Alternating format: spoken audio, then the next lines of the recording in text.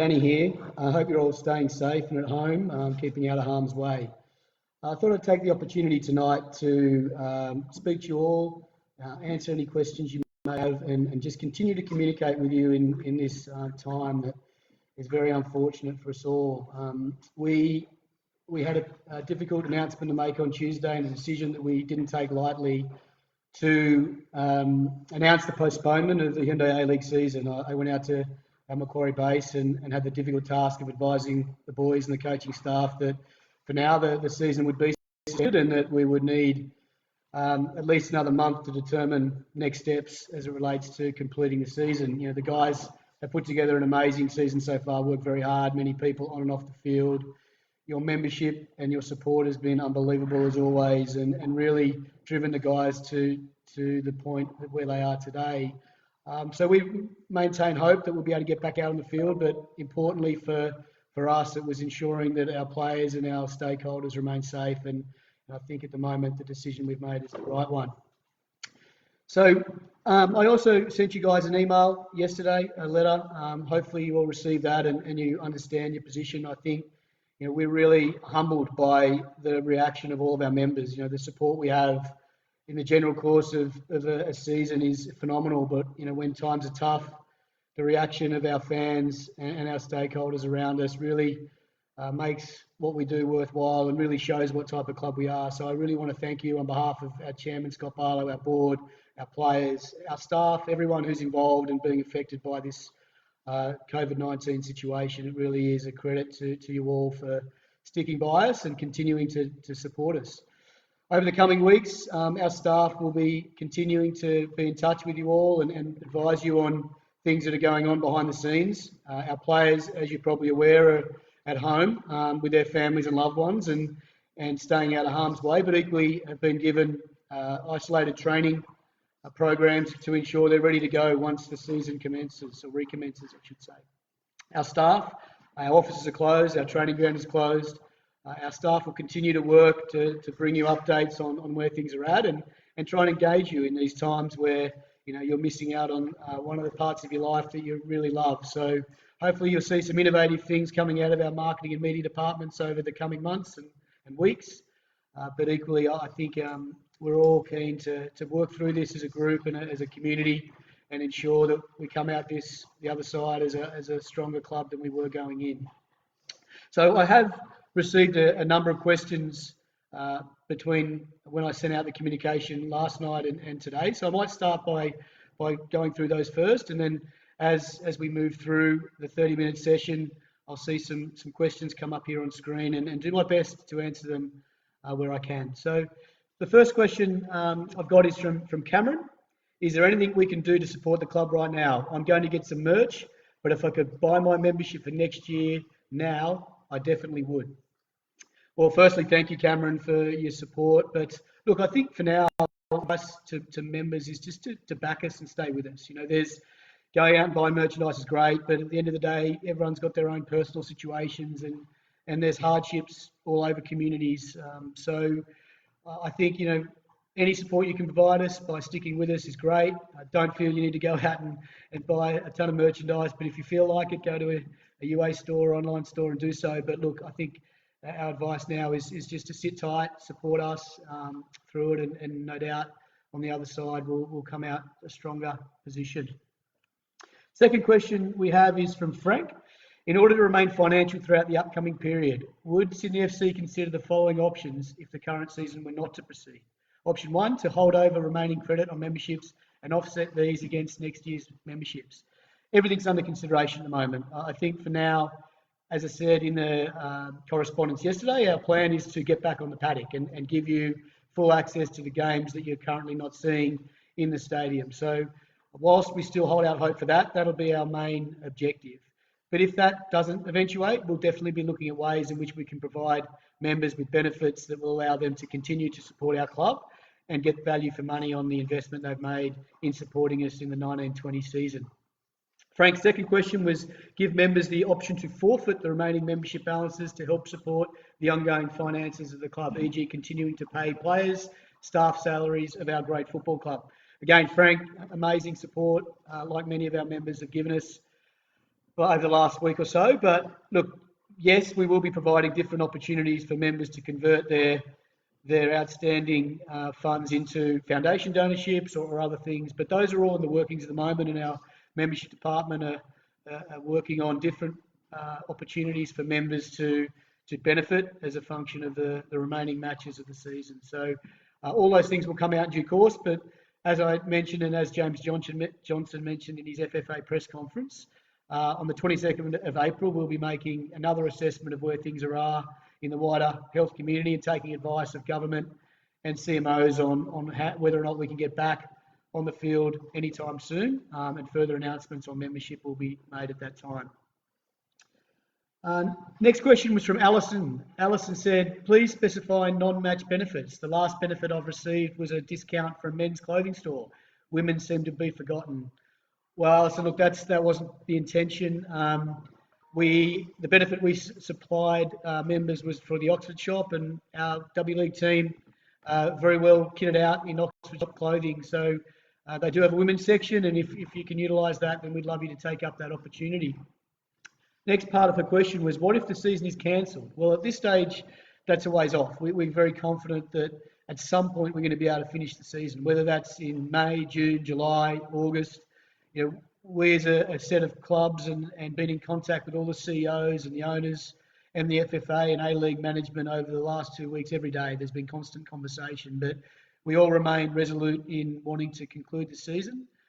When that might be remains to be seen, but at this stage we're not contemplating, we're contemplating it and planning for it, but our intention is to get back out there, but we'll be communicating to members what those options are in due course. Next part of Alison's questions, lots of questions from Alison. Will executive staff and players be taking salary cuts like we've seen in other codes? Look, everything's on the table at the moment. We are working through a number of different scenario planning with our exec team and board. We have had 2 board meetings this week. We'll have another one early next week to consider all options. The number one plan for the club is to ensure that this club remains solvent and goes into the future. We've had a rich 15-year history, and we want to ensure that continues, and we continue to be the number one football club in the country. But aside from that, it's important to look after our people. You know, our staff have worked remarkably hard over many years. Our players, our coaches, they all work ridiculous hours to deliver the product that we have as a football club. So our commitment, aside from continuing our club in the best possible shape into the future, is to ensure that the well-being and safety and financial well-being of those people remains a focus of ours as we make key decisions over the coming weeks. Another one, what will the club do with funds held onto whilst the season is postponed? As I said, the club continue to run, we continue to incur our costs. We're doing all we can at the moment to minimise our cost base. We have staff who have been fantastically supportive of the club by taking annual leave entitlements. You know, no one's going on holidays at this point in time, but they're taking annual leave as their commitment to helping us manage our cost base as we work through these difficult times. So I'd like to thank all of our staff who've put their hand up to do that. But again, it sort of shows the culture we have at this club that, you know, everyone's prepared to do their bit to ensure that we get through this in a positive state. How about offering members access to Fox Sports to be able to watch the games? Well, unfortunately, at the moment, there are no games.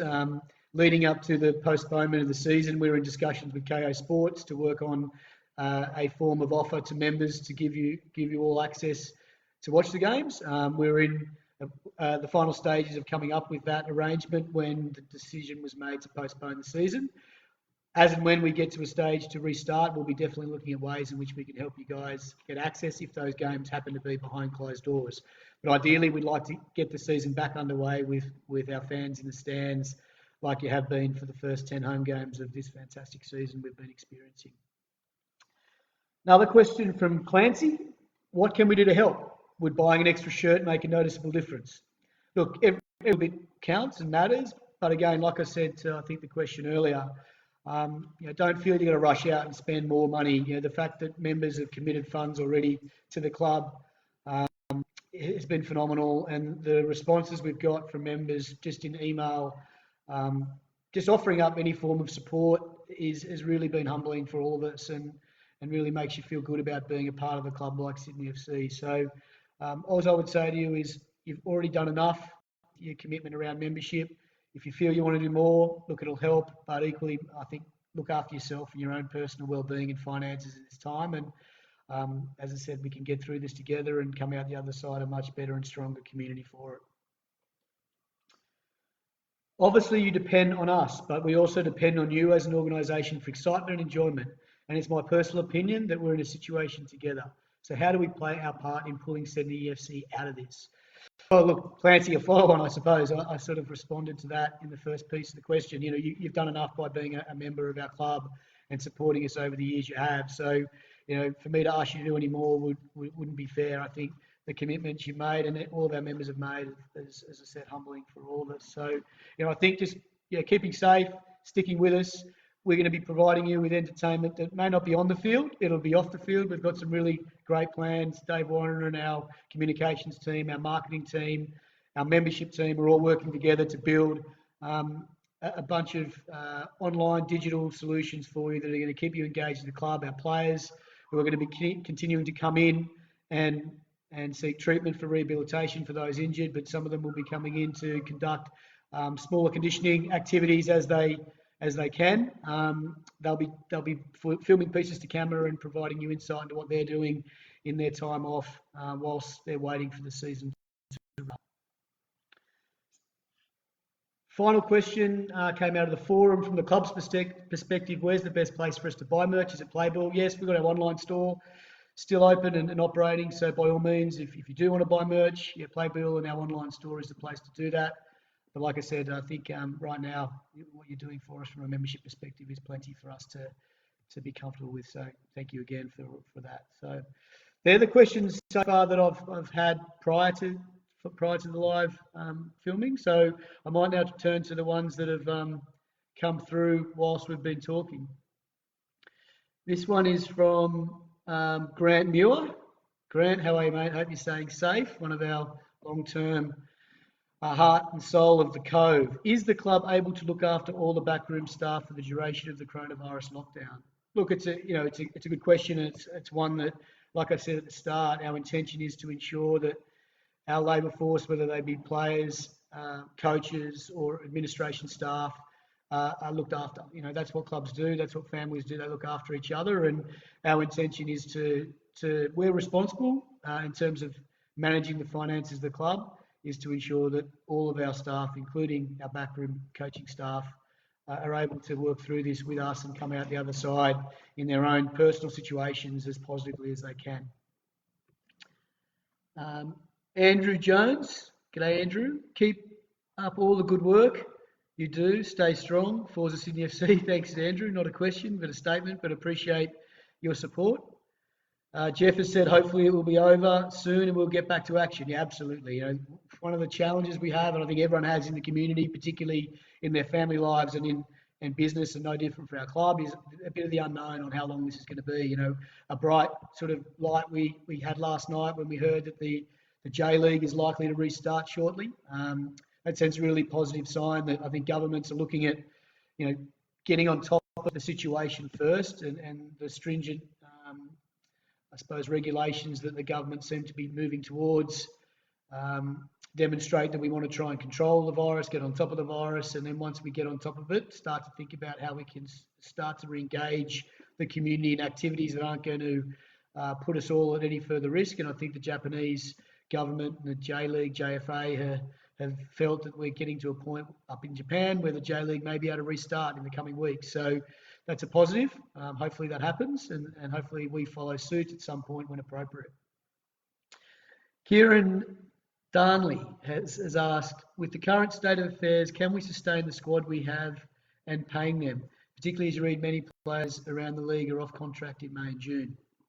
Yeah, look, it's one of those things, you know, you want to provide your players with long-term security and commitment to our club. We want our fans to have the benefit of seeing familiar faces for many years. It's been one of the challenges football clubs in Australia, and probably one of the criticisms of the A-League is that there's been a large turnover of players from year to year, and we've always been conscious, at least in the last 3 years in my time, that we wanted to try and get some continuity around our playing group. We feel continuity around playing group breeds success, and I think our performances on the field supported that. But look, in this case, it causes us a little bit more financial hardship than we would have liked. Many of the clubs, I think a couple of the clubs have only got 8 or 9 players currently contracted, which means on June 1 they don't have to cover those wages. But equally, I think if we can find our way through it with the right financial decisions, keeping players employed as long as we can is an important. Their players are human beings like the rest of us, and I suppose the support and the enjoyment they've given all of us over the last couple of years is such that we would want to ensure they're looked after through this process like anyone else. Another question here. Marcello, best. Yeah, I won't read that. That's not on. Brett, happy for you to keep my membership money. Yeah, thank you, Brett. Again, the amount of people that have sent the same message to us over the last couple of days is, like I said, humbling. It says a lot about the family that we are at Sydney FC and the support we have. Like I said, we just really can't say thank you enough to that support. Question from Dan. Danny, how does the postponed season date affect player contracts? Do contracts end on a certain date, even if the postponed season is still being played? Yeah, look, this is unprecedented. We're in uncharted territory. The majority of A-League contracts around conclude on May 31. We're a little bit different because we have 20 of our current squad contracted on multi-year agreements, so they will continue on. We still have the Asian Champions League to play. At this stage, we're scheduled to play those matches in May. Those dates are also in jeopardy. They've been moved back from, as you know, since our Shanghai SIBG game was shifted in March. So they're scheduled to play in May. Whether they get played in May, get pushed back to June or July or even August, remains to be seen. But we need to be ready and prepared, and I think we're quite lucky in that instance. These players are contracted, so if and when we restart the A-League and we restart the Asian Champions League, that we've got a squad ready to go, and the guys are chomping at the bit. So we're fortunate in that regard. As for other clubs, they're going to have their challenges. They're going to see some money probably in the short term, and the number of players contracted will be less. But equally, I think the forward-thinking clubs and the ones that typically want to be ready and raring to go when the season recommences are probably going to take the necessary steps to shore up as many of their players as they can. At least that's what we would do if we were in that situation. As I said, fortunately, we're a bit ahead of the curve in that regard, that we've got the 20 players already contracted. So we're ready to go as and when. Paul van der Leiden, mate, happy to donate the rest to the club. Just want my club to be around. Yeah, again, fantastic. Thank you so much, Paul. Scott Kevin. Danny, how are our foreign boys and girls holding up? Look, to be honest, the girls probably were the ones that were probably in the most vulnerable position. The Americans and the Canadians. We had 3 Americans and obviously Lindsay Agnew from Canada. And as things started to escalate and we had the W-League Grand Final approaching and questions were being asked internationally around border closures, I think those 4 girls were a little bit nervous about whether they'd be able to get home. We obviously supported them through that and made sure that they were ready and available to get on flights as quickly as they could. We ensured their flights were able to take off very quickly after the W-League Grand Final. We made sure all the players returned immediately after the Grand Final and didn't stay down to prolong anything. And happy to say they all got on their flights on the day after the Grand Final. On the Sunday morning and are all safely at home. As for our foreigners, on Tuesday, Steve Corica and I sat with each of them. We sat with all players and spoke to them individually, but I spent special attention to our foreigners who are away from loved ones and family. But at this stage, all of them are remaining in Sydney. They all have settled families in Sydney, their immediate families, that is. And Ninko, he's an Australian, so he's definitely staying. And for now, all the guys are sort of just doing what they're told in terms of staying isolated, staying at home, being with their families, and making themselves available for at least a decision on the 22nd around what happens next. So, but they all seem very comfortable, and I think feel safe in the comfort that the club are with them, and new members are all supporting them as well. So thank you for that. Anthony, actually, so I'll go back up to Robert Bradley. Will this season need to be concluded before the next season starts? Look, not necessarily. There's precedent around the world where this happened before, where they've ended seasons early. I think the Sheffield Shield took the decision not to play the final. The NBL did it recently as well, awarding the Perth Wildcats the championship there. Nothing is off the table, like I said before. We've never been down this path. It's sort of uncharted territory for everyone. But our intention is to finish it. If that doesn't happen, and so be it. My dog's going crazy here. Maybe let her out. So that's the intention, is that we continue the season. If it doesn't, then we'll need to make some decisions around how that plays out. And we've had some questions around what does it mean for the Premier's plate. Look, right now you probably saw what Alex Wilkinson had said yesterday. Our captain had said, look, that's probably the furthest thing from our thoughts right now. The guys just want to prepare themselves, be with their families, stay safe, and be ready to go when they're called upon. And if the season doesn't complete, then we'll obviously do our best to lobby to have the boys receive the recognition they deserve. And I think we all know, and I think most common sense individuals would think that it was appropriate that they get recognised for their achievements this year. Anthony Corrente, hi Danny. In what ways is the club doing to support our frontline nurses and doctors to fight the pandemic? What can we as members do to help them? Well, look, we've got a medical staff who are working very closely with our players, and some of those medical staff also work in general practice and do other things. And by relieving them of duties with us for the short term, they can focus on serving the community, as they do very well, and as well our club in the part-time practices they work with us on. So, look, we will do what we can where we can to support the community, and I think part of the decisions we've made around our players and stopping them travelling and stopping them, going out into community areas is the appropriate thing to do to ensure that this virus is under control and we play our part. We'd love to still be out in schools. We'd love to still be out putting on our skills training programs and our holiday camps and engaging kids. But at this point in time, it's just not appropriate, and we need to do our bit and play our part, as you said. Kieran, again, is the likelihood that the season does resume that fixtures will still go ahead as planned?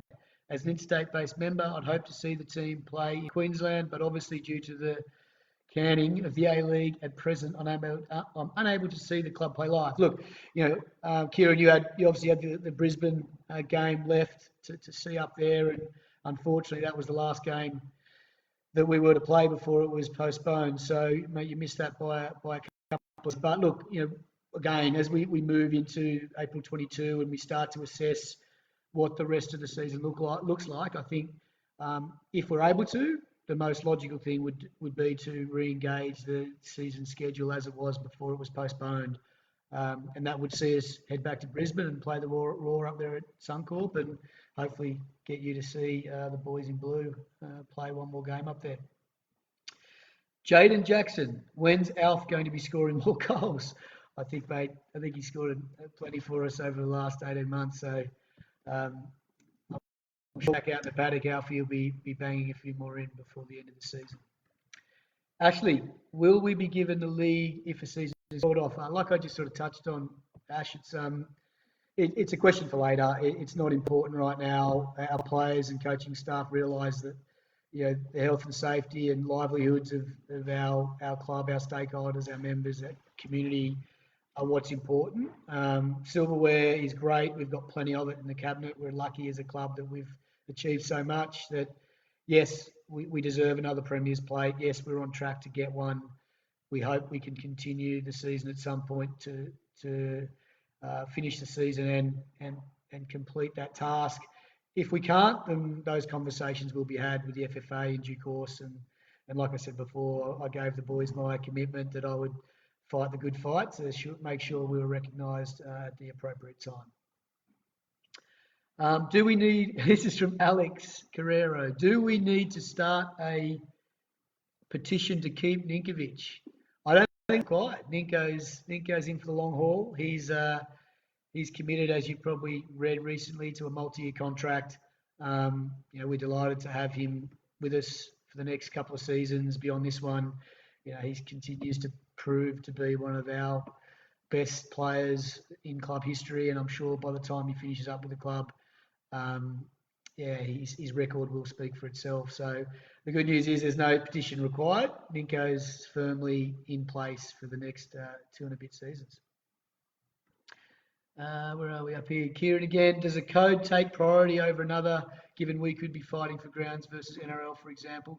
No, look, I think we've always managed grounds and fixtures pretty well with the other codes. It's not easy, but I think there's a genuine respect between codes that we'll all work together to try and play on days where, if a rugby match is going to be on before an AFL match, they flip them over to get our A-League match. We get an A-League match done first, because our pitch is probably more vital to us than it is for a rugby union match. So we've always maintained a reasonable balance with that type of thing.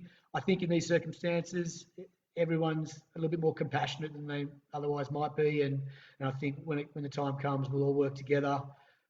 We maintain very good relationships between CEOs and club administrations. So we're continually working with each other on other things. So getting the schedule in place to recommence and working together on the appropriate timelines is definitely something that will happen. Anthony Edwards, should all supporters buy jerseys? I've had that question before, Anthony. Like I said, I think everyone needs to look after themselves at the moment, in the sense that members have done more than enough by supporting us the way they have these last couple of days. I would. If you want to buy a shirt, great. We'd appreciate it. But I think, like I said, we're already grateful for what you've done. Jovan Blagojevic, are the players still training? And if so, is it being done in small groups like how the Newcastle Knights are doing so? Yeah, absolutely, Jovan. We've got to be ready to play come 22 April. And Elias Bukaram, our head of high performance, has provided all the players with individual programs to take home to conduct those in isolation. Players that are recovering from injury or have niggling injuries that require rehabilitation are coming in on a one at a time basis to work with our medical staff. We will be bringing players in small groups in line with the government's recommendations for under 10. They won't be using the gym facilities, but they will be training outside in small groups, obviously recognising the social distancing regulations that have been put in place. But we're not making that compulsory for players. There's players that have pregnant wives or young kids that they need to protect at home that don't want to take any chances, and we respect that. And those guys will continue to stay fit at home under the guidance of our high performance staff. Jace Percy Spiller. Hi Danny, what suburban ground has been chippies? It has the best chippies. I love chippies. Like, that's probably as the staff will attest, that's probably all I eat. Look, it's probably, I probably lean towards Cogra for chips. Yeah, they're probably a little bit crispier and spend a little bit more time in the oil. So yeah, my choice is Cogra. Sorry, Leichhardt. Jess David, DT, can you please tell my daughter, who is a junior member, to eat her veggies and be nice to her mother who is working from home? Well, Jess, you can probably attest, I'm now a CEO of a football club and a Year 9 and Year 7 school teacher. And it's killing me. It's much easier being a CEO of a football club than a school teacher. I now know that. Interestingly, we will be sending out some tips and communications around to our members for all their kids to stay healthy at home whilst they're working from home or being educated from home. It's important that kids get out and stay healthy and active. So we're going to be sending out some things for kids to be able to keep their football skills up and also stay healthy and fit whilst they're at home. We're coming to an end. There's a couple more here and then we'll finish up. 2 more, I think. James Wiley, do you think you'll see clubs like Mariners and Jets fold or combine? Look, I think it's probably too early to say. There's a lot of clubs under financial pressure, including ourselves. We're all going to feel the pinch here. We've got a really critical, I'd say, 2 months ahead of us just to navigate through this in the best possible financial way. And whether you're a big club or a small club right now, we've seen some of the biggest corporations in industry go through extremely troublesome times as a function of this pandemic. So, I think we're all in this together as clubs. The owners are extremely united in the way they're approaching things. We're all business partners in the same game, and we need to work together to ensure that some of the smaller clubs who are probably feeling the pinch a little bit more than some of the bigger clubs are supported by the other clubs and the other football community stakeholders. So, look, it's a challenging time for everyone, and we'll just do our best to work through it. Phil Rice, what impact will this lockdown have on the TV deal with Foxtel? Are discussions on free-to-air coverage or Optus? Look, we're under contract. We've got a multi-year deal with Foxtel and Fox Sports. Look, they've been fantastic partners of our game for 15 years. Our game wouldn't be where it is if it wasn't for the support of News Corporation and Fox. So, look, they're also feeling the pinch. There are organisations that rely on live content and live sports to drive their business. So we can't forget about them as being a business as well that are also feeling the effects of this pandemic and the situation. So, we're very sympathetic to them, like others have been sympathetic to us. And I think at this time we all need to support each other, and we're confident that we can work with our broadcast partners to come through this in the best possible fashion. One more, David Heffernan, has the ACL officially been canned? No, it hasn't. We've had correspondence from the AFC in the last couple of days around looking at different options for the completion of the competition. One of those options is potentially played in August in one country where the East Division would all fly to one place, play that in a tournament structure or schedule like you would an Asian Cup or similar type tournament to try and complete it at least up to the round of 16 in a quick time. So, look, I think we're still very optimistic that we'll complete that competition in due course. When and how is still up in the air. But look, I think that's our half hour up. You're going to hear a lot from the chairman, Scott Barlow, myself and other members of staff. I think Steve Corica is going to come on and do something in the coming days. Our players are going to stay engaged. Please, if you've got any questions, send them into the club. Our staff are still going to be working to try and provide you whatever support and information you need.